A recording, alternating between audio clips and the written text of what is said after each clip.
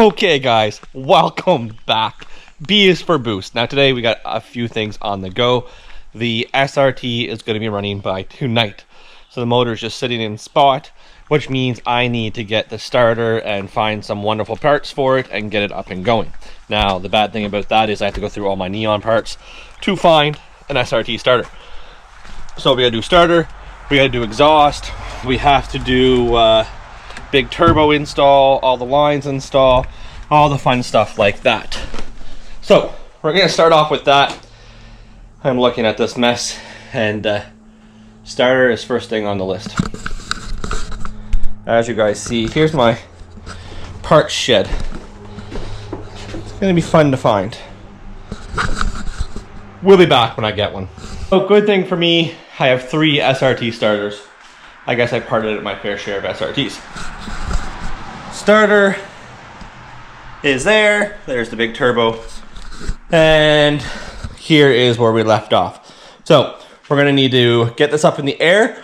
We're gonna put the power steering pump on. We're gonna have to do the power steering lines. We're going to do the AC. We're going to take the intake manifold off so I can start everything else on as well. It's just sitting there. I need to change the rail injectors to 900 cc's instead of the thousands that are in there because they're RCs, and RCs are bad injectors. They're not the best thing to tune on, so we're not going to use the RCs. So that's that. Then we're going to start hooking up the transmission lines, shifter lines, I should say, shifter cables, and all that fun stuff. And by tonight, it's going to be running. We're going to do an oil change to it, and then we are going to fire it up tonight. So we need to make sure the mess working. We need to drain the fuel. We need to put new fuel in it because it's been sitting for 4 or 5 years. We got a lot of stuff to do, guys, and I'm going to let you guys just watch me work away on it, and we will go from there, and hopefully this goes smoothly. So let's have some fun with this. So the only downfall about buying a car with a motor out is you don't know where anything is. You don't know where the bolts are. Bolts don't come with the car. You don't know what's missing. So first things first, we're gonna jump in here and we're gonna take off the lower rad hose, get that changed to what we need. Now, luckily that they had a lower rad hose left in the car, so that's a bonus. And then we are going to do the AC that you see sitting down there. And then once that's done, guys, we'll work on to the starter here. And I'll probably start wiring it up at the same time. If I haven't said it yet, I'm gonna say it now. It sucks putting together something you didn't take apart. It has nothing to do with anyone else. It's just people lose bolts. This came with no bolts. You don't know what's good, what's bad. So talking about that, let me show you something. So there is the power steering pump. Now this is specific to a 2.4 turbo, so PT Cruiser or an SRT4. Guess how many times I put that on?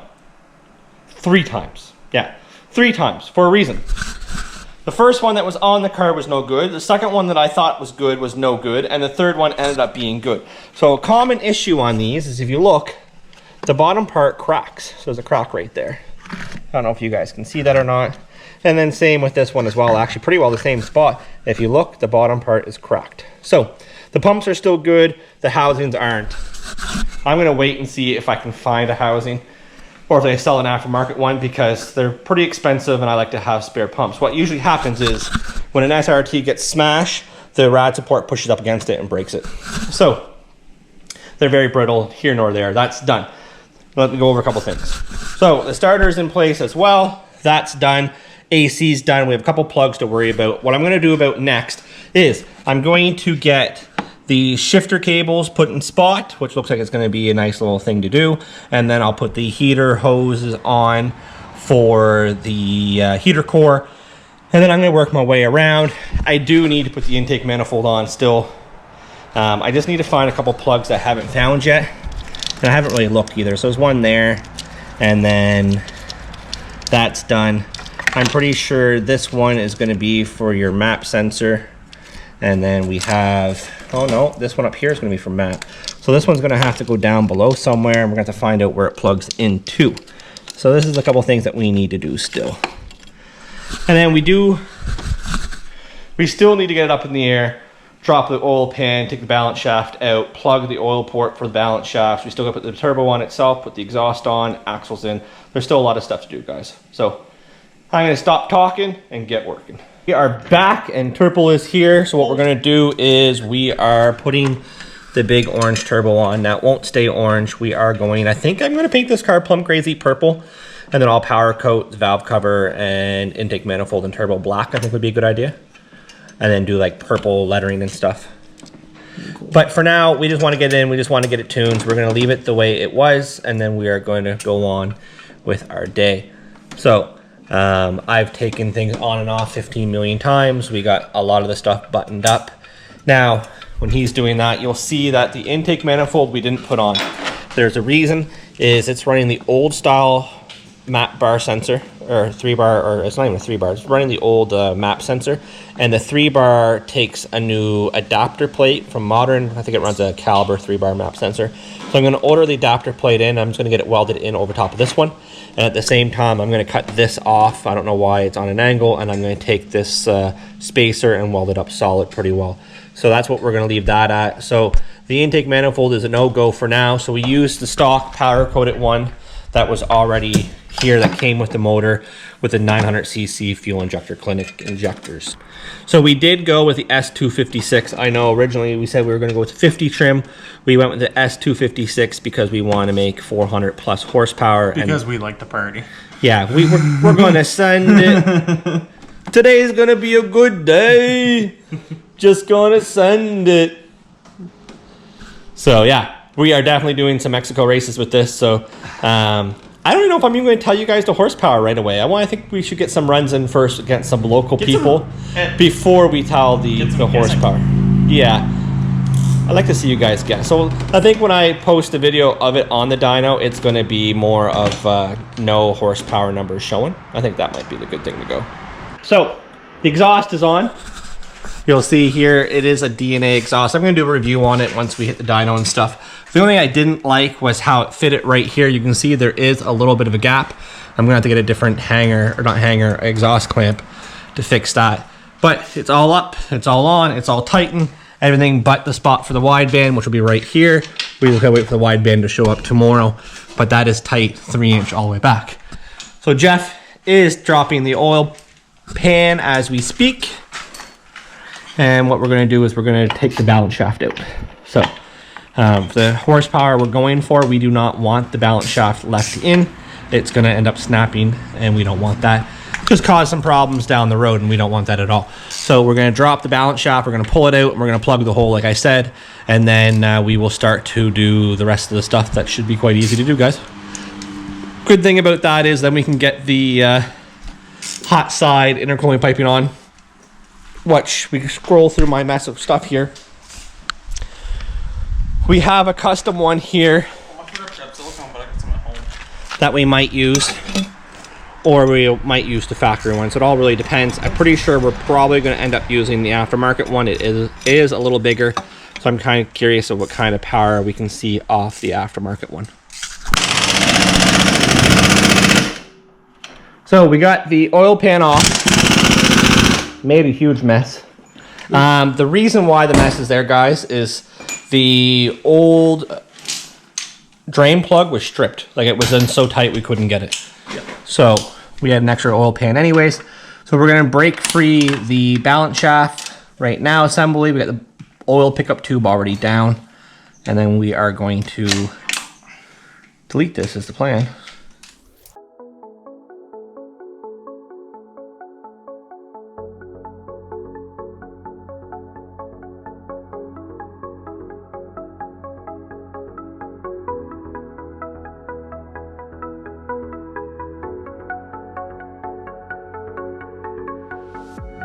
Put that bolt in. Okay, there we go. We got the balance shaft out. So you're gonna see Jeff's gonna point to where we're gonna put that right there. We gotta put a little plug in, which we already have. And then we're gonna take the chain right out and then put the new oil pan back up is our game plan. It's the next day on the SRT build, as you see behind me. We did quite a bit last night. Sorry for not videotaping as much as we usually do. It's more the fact the car gets tuned. Leaves tomorrow to get tuned. So we're trying to get this done as fast as possible. So let's bring you up to date.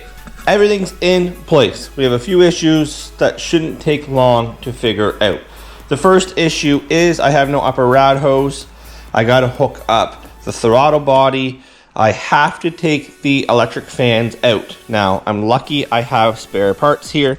So the issue with my electric fans is this one right here is actually broken. This whole plug is snapped off. It was that way when I got it. So what I'm going to do is I'm just gonna undo the 310 mils up top. I'm gonna pull that off and put it on the good car. I'm hoping this is an SRT rad. It looks like it really is, to be honest. And then we have, if you look over there, there is the other one there, and that is for a second gen neon, but the upper rad hose is the same. So I'm going to steal that upper rad hose, put it on the car after I change that fan. There is an intermediate shaft. I'm hoping it's for an SRT. I really don't know. It could be for a PT. So I got to do the rad first, and then I'll do the rad hose, and then I'm going to get it up in the air, and I'm going to start doing the axles in it. And then, quite frankly, it's almost ready to start up.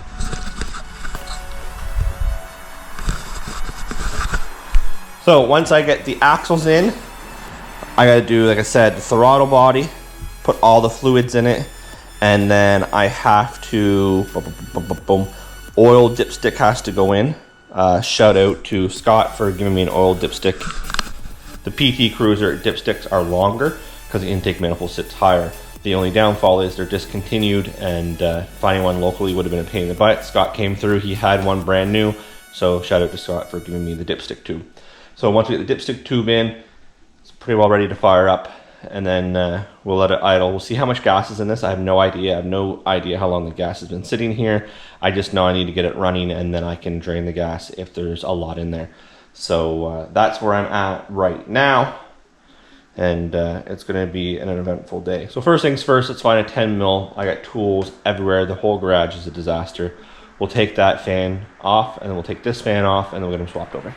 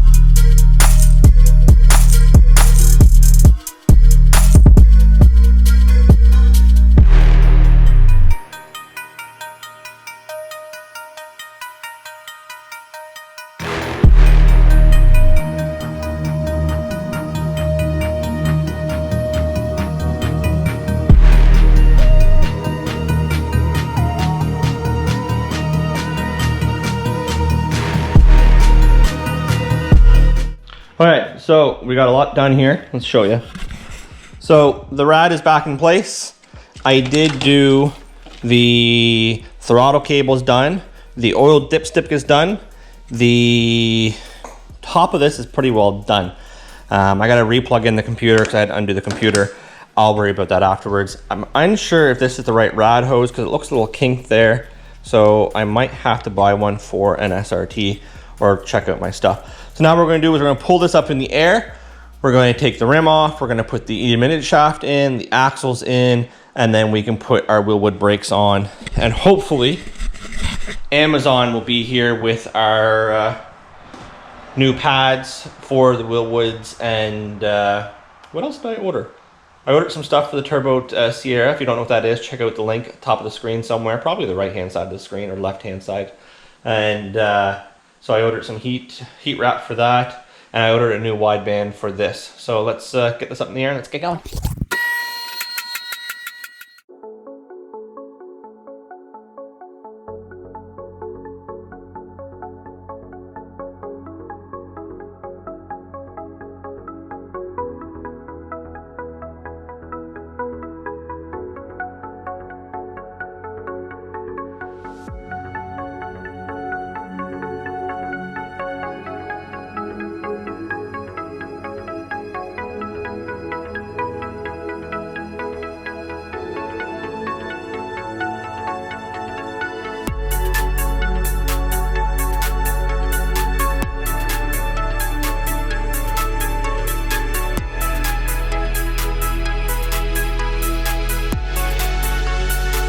run to the store, had to get some more ATF. Didn't need really much, took just shy of 3 liters, and now it's dripping out because it's full.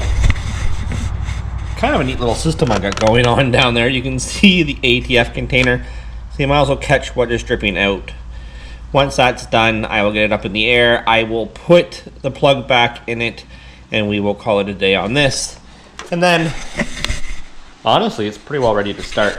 I'm going to mess around with that axle on the passenger side since I'm waiting for Jeff to get here. I'm going to see if I can get it off myself. It looks like it's seized on the intermediate. It looks like the axle is seized on the intermediate shaft. I don't know what's going on today, but we'll leave it at that, and we'll be back, guys. First start of the SRT.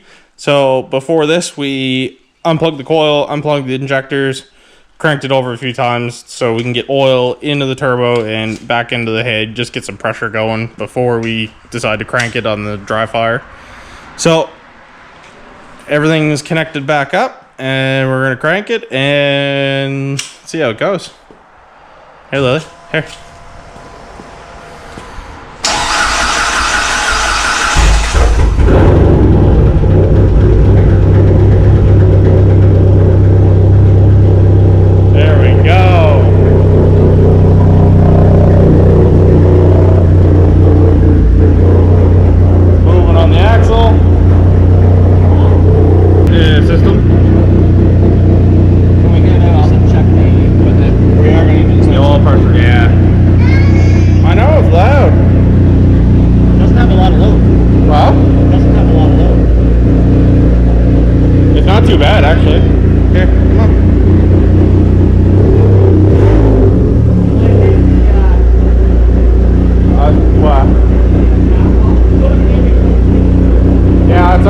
Check and make sure no oil leaks.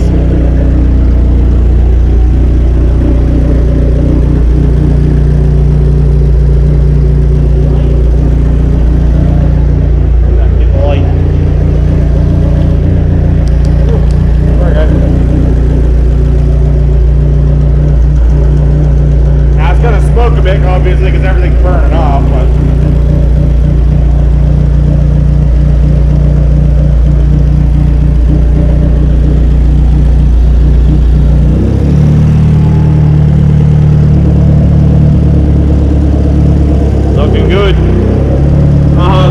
baby spin. It's actually pretty smooth, even for idling. It almost does make me wonder if those are Rhodes lifters, or not lifters, lash adjusters.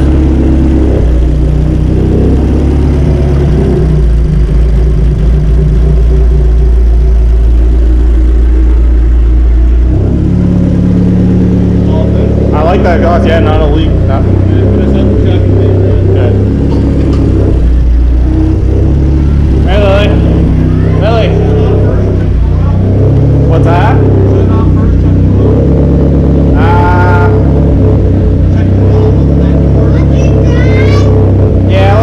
Yeah, we can shut it off. Just that way the car can move and you open that door for a cross flow. Yeah. Alright, so you said that sensor's not bad to change? I don't think it's gonna be that bad on this, but if we're gonna do it, it'll have to be when it's cooled down. Because this, it's actually a little bit easier than my car, the single cam. Because I had to do it like, yeah, this one's not too bad actually. Well, I'll just leave it on, I'll put it back on the way tomorrow. Yeah, you might be able to get it from the bottom or whatnot, but just leave it for now. But, because when you put it your code reader, it will still tell you like high pressure, low pressure, if there's anything wrong with it, if the sensor's just gone bad. So. Richard, I last one. Yes. Alright, so we are going to put the wheels back on, put it up, check for leaks underneath, and then we'll be back. We're gonna see if it'll move. Well, we gotta bleed some brakes first. Yeah, okay guys, Jeff and I just finished up. Car is running as you see. The clutch is adjusted, it is super loud. So I'm gonna let it get up to temp, and then I'm going to get up to temp, and then I'm gonna check all the fluids and stuff, guys.